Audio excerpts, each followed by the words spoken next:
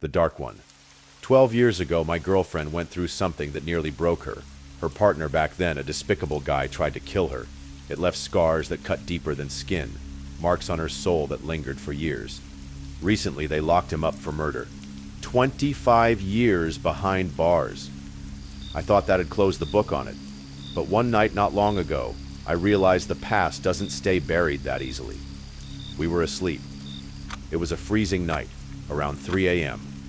Outside, the fog clung to the ground like a rotting shroud, and the silence was so thick it hurt. Suddenly, she started shaking me hard, her hands cold as death. I jolted awake and saw her. Her eyes were empty, like something had switched her off. "He's here," she whispered, and I swear her voice didn't sound like hers. "Who?" I asked, my heart pounding in my throat. "The Dark One," she said, and the air turned sharp, like ice against my skin. I thought maybe she meant her ex, some echo of her trauma.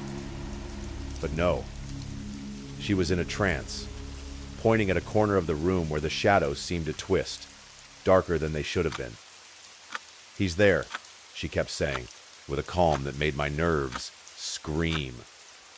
I tried to get her to lie back down, to sleep off whatever had her like that, but she stood up suddenly. "I just want a cigarette," she mumbled, and walked out. I followed. Outside, the fog swallowed us, a gray veil that erased the world.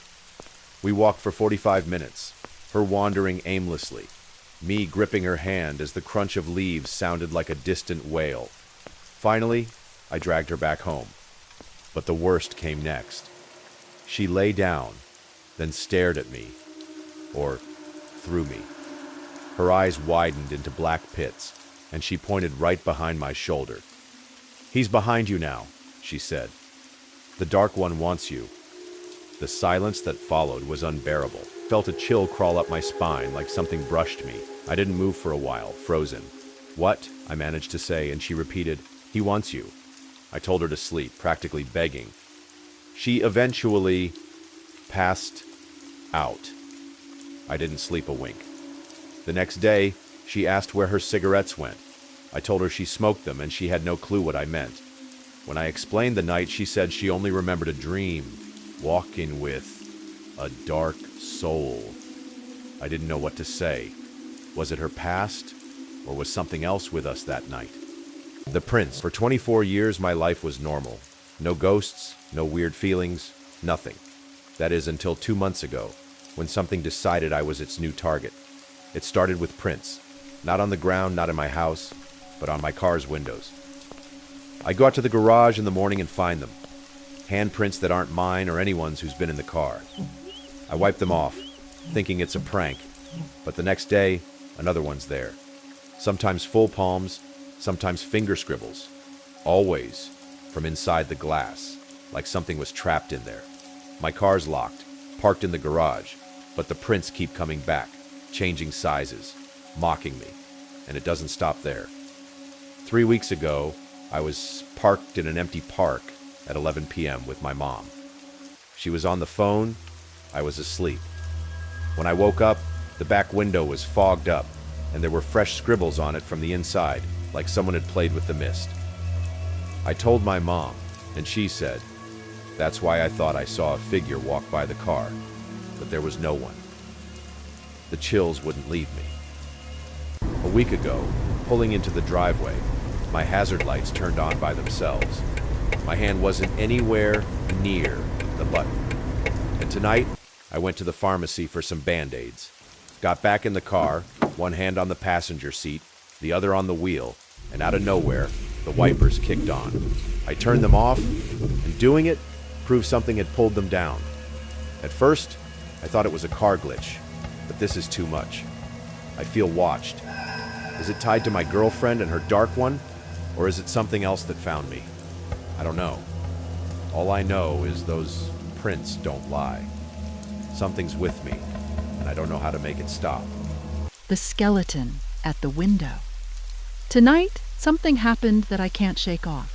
It's just me, my 4-year-old son, and my mother-in-law in this old house, and I swear the air feels heavier than it should. I was packing boxes. Moving's stressful enough, when I noticed my son standing by the tall window near the front door. The glass stretches almost floor to ceiling, a black mirror against the night outside. He pressed his little hands to it, staring into the dark, and then he said it. "What's your name?"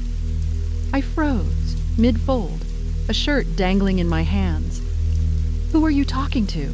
I asked, trying to keep my voice steady.